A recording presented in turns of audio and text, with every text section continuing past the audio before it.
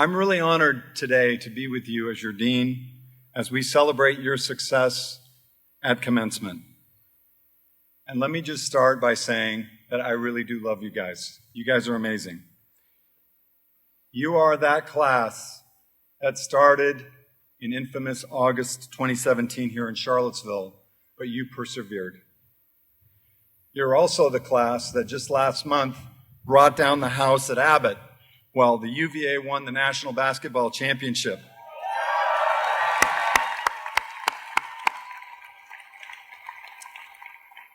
So you guys are winners. Recently, your faculty marshal, Lalin Anik, asked me in an interview, how do you measure success at Darden? I've always said that I measure success by the success of others. And as I look at each of you today, I think success is the extent to which each of you, a graduate of the class of 2019, will achieve your full potential. But Lalin, from where I stand, this is a good example of what success looks like.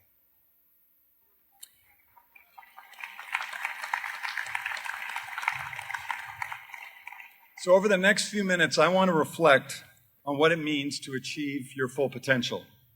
And then I'm going to introduce a model of leadership and share 4 levers with you to consider for your success and your continued success. At Darden, our mission is to improve the world by inspiring responsible leaders through unparalleled transformational learning experiences.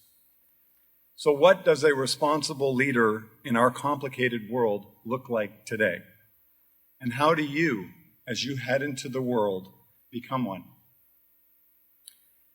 Today, I would like to introduce an image, a metaphor, a concept for the responsible leader, the Vitruvian leader of the 21st century. Okay, I see your furrowed brows. All right, Dean Beardsley, what is a Vitruvian leader? Well, if we go back in time, Marco Vitruvius Pollio was born in 80 BC. He was an engineer in the Roman army, specialized in machine design, and he wrote one of the first and most definitive books, early books on architecture. Vitruvius offered insights on how the magical, symmetrical proportions of the human body should influence the design of buildings. He strove to understand how human existence fits into the world. Vitruvius described, but very interestingly did not draw, the concept of putting a human in a circle and a square to determine the ideal proportions of a temple. And more than 15 dark centuries later, Leonardo da Vinci and others rediscovered Vitruvius's writings during the Enlightenment. It resulted in one of the world's most famous drawings, Da Vinci's Vitruvian Man. It looks something, like this. How many of you have ever seen that drawing, a human inside of a square and circle? Okay, most of you. You can Google it if you don't know what it is. It's also on the cover of National Geographic. Squaring the circle was an ancient geometry challenge to create a square with the same area as a circle using only a ruler and a compass in a finite series of steps. This ancient math riddle stumped generations of brilliant thinkers, from Archimedes to Hippocrates. And Leonardo was fascinated by squaring the circle, and he continually, but unsuccessfully, attempted to do so in his codex journals. Leonardo's Vitruvian drawing has an even more profound meaning. In a sense, mankind was and is at the center of competing forces symbolized by squaring the circle. Da Vinci scholar and UVA grad Toby Lester, who wrote about the drawing, explained, "It embodies a timeless human hope that we might just have the power of mind to figure out how we fit into the grand scheme of things." In Da Vinci's famous drawing, the Vitruvian Human is perfectly balanced. The height is the length of the outspread arms. The measurement of a hand is 1/10 of height. The drawing circles the square to achieve perfect stability and balance. The circle is squared. The areas are the same. By now, many of you probably are saying, come on, Dean Beardsley, Darden is a business school, not an art school. And it was a late night and an early morning. And so what does this drawing have to do with me? And by the way, who's going to win on Game of Thrones tonight? Well, in short, you are, as the leader in the 21st century, are metaphorically the human, the leader, in the circle and square. Today's leaders, you, are asked to square the circle, that difficult challenge. You are asked to achieve perfect balance in an imperfect world with forces that pull you in different directions. And as the person in the middle, as a leader, you are exposed and vulnerable, standing at the intersection of your individuality and the world's contexts and constraints.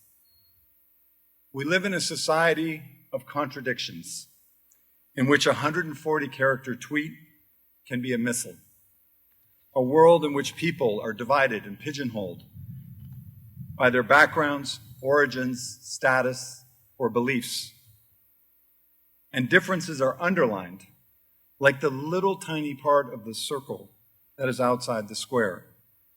Yet we share a common humanity and need to work together, the far bigger and overlooked overlap between the square and the circle in the drawing. We live in impatient times when many expect gratification, instant gratification, and to resolve problems with a click of a button. Silence, fact-gathering, and reflection, while admired by some, are vilified by others as indifference or tacit approval. The world today is full of tensions. How you respond as a leader can stabilize or destabilize your equilibrium.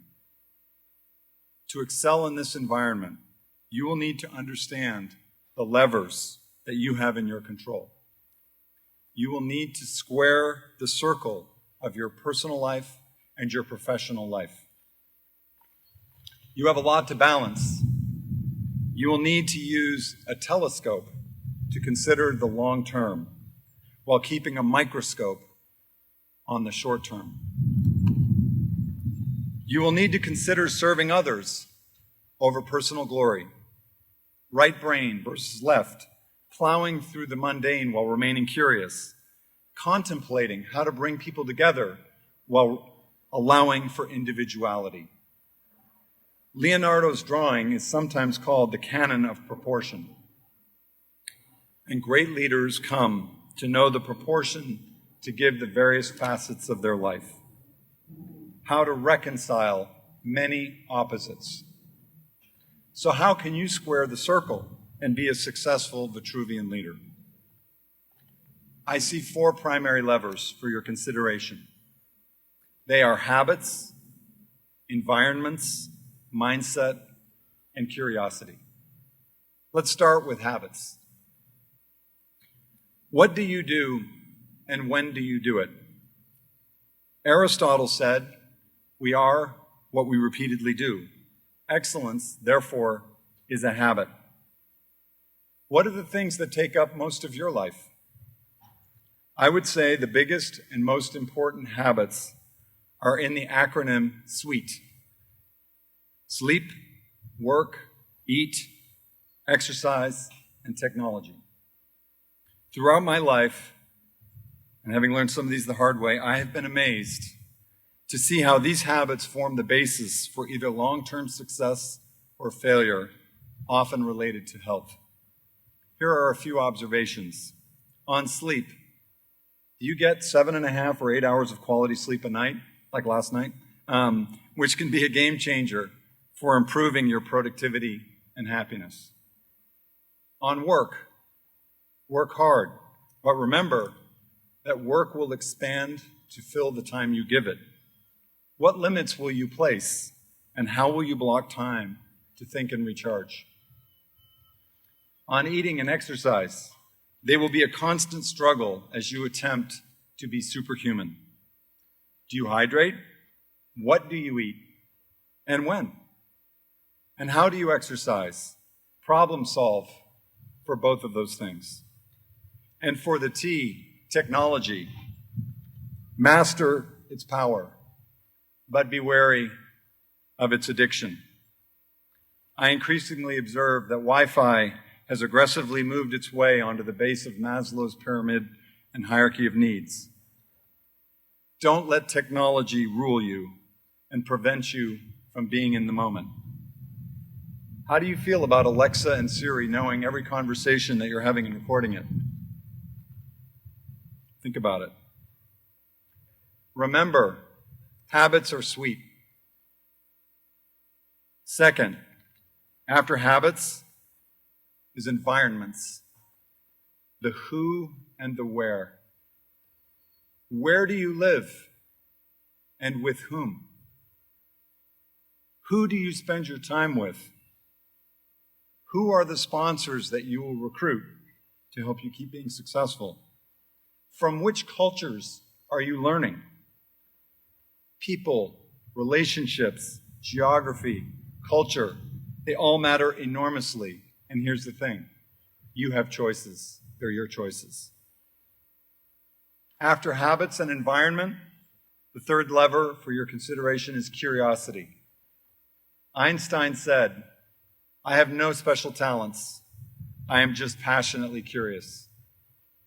You have learned at Darden to be a critical thinker. Where will you get your information going forward? What will you read? How will you open yourself to other points of view and avoid the echo chamber and debias yourself? Will you build a team and organization that allows dissent? Will you be a lifelong learner? With habits, environment, and curiosity, the final lever is mindset. A leadership mindset starts with the power of framing. You have what I call BFD, the big freedom to decide. You determine your approach to leadership. You decide if you will view life and its ups and downs as opportunities to develop or as unfair setbacks. You decide if you will be values-driven or responsible. You decide if you will see and harness the talents in other people. Will you surround yourself with the best people possible to bring out your best self, or be a big fish in a little pond? Winners have a growth mindset. On this very special day, let me conclude. Today you are taking a critical step in your journey to achieve your full potential. I commend you for that. As a leader in this world, you will be asked to square the circle, to find balance across manifold and contradicting dimensions. Society will ask that you be a Vitruvian leader with perfect equilibrium. At times, you may feel lonely, naked, constrained. It won't be easy. Contradictions and conflicting, polarizing forces will try to destabilize you. Your energy will be tested. But the world needs responsible business leaders. Business, you can be a force for good. Darden has prepared you to help you achieve your full potential as you attempt to square the circle of life. 4 levers can help you. Sweet habits, a productive environment, curiosity, and a growth mindset. Remember that your goal here is that your human existence fits into the world in the way that you want it to. This will lead to happiness. Leonardo da Vinci spent 30 years of his life painting the Mona Lisa. It was his canvas for life, and he never gave up. He never sold it. I hope you will never sell out. Your life canvas is yours to paint. What will be your masterpiece? On this special day, I wish you Leonardo's curiosity, Aristotelian habits for excellence, and Vitruvian man's balance. They are all within your reach. I will leave you with a 137-character tweet. Go make the world a better place in the way you want to. And in doing so, may you achieve your full potential. #WhyDarden, class of 2019. Woo!